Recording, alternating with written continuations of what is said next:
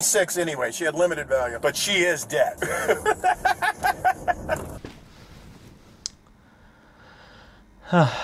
काफी ज्यादा हो गया है, सही बताऊं तो भाई साहब इस लेवल पे चल रही है ट्रोलिंग इंडिया के against. You're with the world's most invasive species. Hey Pajit, you're a biological weapon in this country. तो कोई कहता है कि हम लोगों में से करी की स्मेल आती है, कोई कहता है कि हम लोग रोड पे ही हल्के हो लेते हैं, कोई कह रहा है कि हमारी कंट्री रेप कैपिटल है, कोई कहता है कि हमारा खाना बिल्कुल हाइजीनिक नहीं है, तो कोई कहता है कि दुनिया के सारे स्कैम भी इंडिया में ही हो रहे हैं। Go back, release your mouth, release your mouth. और सबसे बदबूदार और गंदी सिटीज इंडिया में ही है। एंड इन सब चीजों के लिए अब हमें कोई 10-50 लोग ट्रोल नहीं कर रहे हैं, लाखों करोड़ों की पॉपुलेशन में ट्रोलिंग हो रही है। जिन लोगों ने आज तक इंडिया में पैर भी नहीं रखा वो भी अपना एक ओपिनियन बना के बैठे हैं। Everybody realize how stinky India is. Sorry to say it, they eat poop. They wipe cow feces on their armpits. Have you seen their street food? It's disgusting. And इस सबसे not only on social media लेकिन real life में भी लोगों पे काफी effect पड़ रहा है। जो लोग अभी वहाँ पे रह रहे हैं फॉरेन में, उन लोगों को डेली बेसिस पे इतना रेसिज्म फेस करना पड़ रहा है। और ऐसा नहीं है कि रेसिज्म इंडियंस के अगेंस्ट अभी कुछ नया है, ये काफी सालों से होता आ रहा है, लेकिन इस वक्त लोग अपनी इस ट्राइबल इंस्टिंक्ट को लेके इतना ज्यादा प्रोएक्टिव हो गए हैं कि लोगों का जीना मुश्किल हो गया है। Does the exact strange you have to give $20 is good? Like you think I'm a clown? Gone viral. Oh my God, guys, record. She's hitting me. She's hitting me. तो आज की वीडियो में समझते हैं कि इंडिया के against इतनी ज्यादा ट्रोलिंग क्यों हो रही है एंड क्या ये चीज बहुत गलत है हम लोगों के लिए या फिर हमें सही चीज के लिए क्रिटिसाइज किया जा रहा है। Indians, I'm sorry, I just can't date y'all because your food stinks. I'm not gonna date no Indian because I really hate the smell of curry. तो पहला एक्यूजिशन जो हम पे लगाया जाता है वो ये है कि वी स्मेल लाइक करी। एंड जब आप या मैं सुनेंगे इस बात को कि हाँ भाई वी स्मेल लाइक करी, तो कि हम लोग इस बात को समझ नहीं पाते हैं कि इस बात का मतलब है क्या। हाँ, किसी में से बदबू आती है तो वो समझ आता है, लेकिन ये करी वाला क्या सीन है, मतलब इतना स्पेसिफिक कैसे है कि किसी में से करी की स्मेल आती है। बात सिर्फ इतनी सी है कि डिस्क्रिमिनेशन का एक तरीका है और कुछ नहीं। हाँ, एक्सेप्ट कि कुछ लोगों में से स्मेल आ सकती है, लेकिन वो सिर्फ इंडियंस नहीं, वो किसी में से भी आ सकती है। किसी भी कंट्री में ऐसे लोग हो सकते हैं जो खुद के पर्सनल हाइजीन का ध्यान ना रखें और उनमें से स्मेल आती हो। वो जरूरी नहीं है कि वो सिर्फ इंडिया में ही हो, किसी भी कंट्री में हो सकता है। अमेरिका में भी होते हैं, ऑब्वियसली हर जगह होते हैं वो लोग तो, लेकिन इसका मतलब ये नहीं है कि आप एक चीज की वजह से पूरी कंट्री को स्टीरियोटाइप कर दो। दूसरी चीज जिसके लिए हमें क्रिटिसाइज किया जाता है वो हमारा food.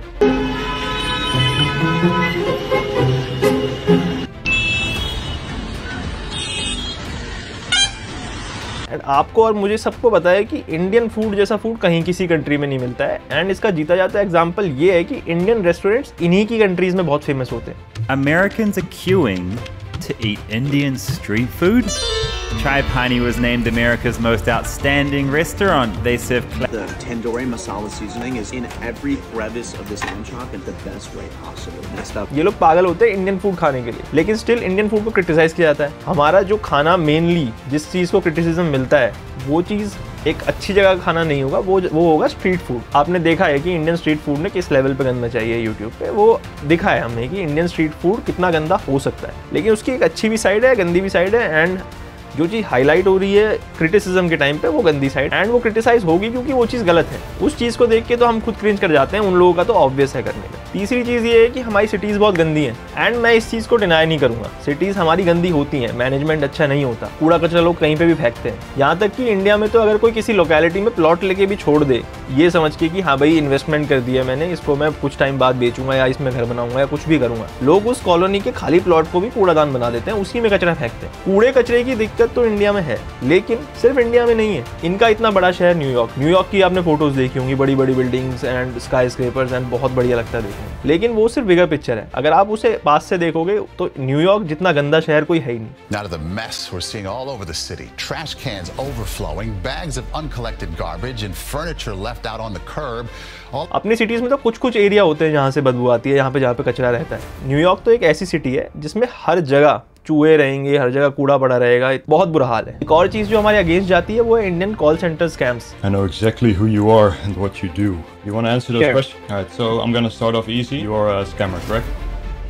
We do. In Indian scammers ने अमेरिका से $10 बिलियन की चोरी करी थी। एंड अमेरिका जैसी कंट्रीज में जो भी सीनियर सिटीजन होते हैं उनको कंट्री खुद पेंशन पे करती है। अच्छा खासा उनके पास पैसा होता है उनकी रिटायरमेंट लाइफ के लिए। सोचो कोई सीनियर सिटीजन जो खुद पैसे नहीं कमाने वाला, उसके पास उसके पेंशन के जो पैसे बचे हुए हैं वो भी उससे चुरा लिए जाएं। जो स्कैमर्स की वजह से जो क्रिटिसिज्म इंडिया को मिलता है वो बिल्कुल वैलिड है। अब एक और मेजर रीजन ऑफ क्रिटिसिज्म है इलीगल इमिग्रेशन। एंड सही बताऊं तो ये प्रॉब्लम काफी बड़ी है। लोग एक अच्छे अपॉर्चुनिटी की उम्मीद में इंडिया को छोड़ के जा रहे हैं एंड इलीगली उन कंट्रीज में एंटर कर रहे हैं जहाँ का उन्हें वीज़ा नहीं मिलता था। यूके, यूएस, ऑस्ट्रेलिया टाइप की कंट्रीज में सबसे ज़्यादा इमिग्रेशन होती है एंड इस चीज़ का साइकोलॉजिकली भी आप आइडिया लगा सकते हैं उन इलीगल इमिग्रेंट्स को लेके जो पाकिस्तान और बांग्लादेश से इंडिया में आ जाते हैं। उन लोगों को लेके इंडियंस का क्या पर्सपेक्टिव रहता है। अब जो इंडियंस लीगली इमिग्रेट करते हैं वो वहाँ जाते हैं and they are living the American dream. वहाँ पे जाते हैं, मेहनत करते हैं, काम करते हैं, अच्छी पोस्ट उन्हें मिलती है, अच्छी डेजिग्नेशंस एंड पोस्ट पे इंडियंस मिलते हैं एंड उनका नंबर काफ़ी हाई है। Indians made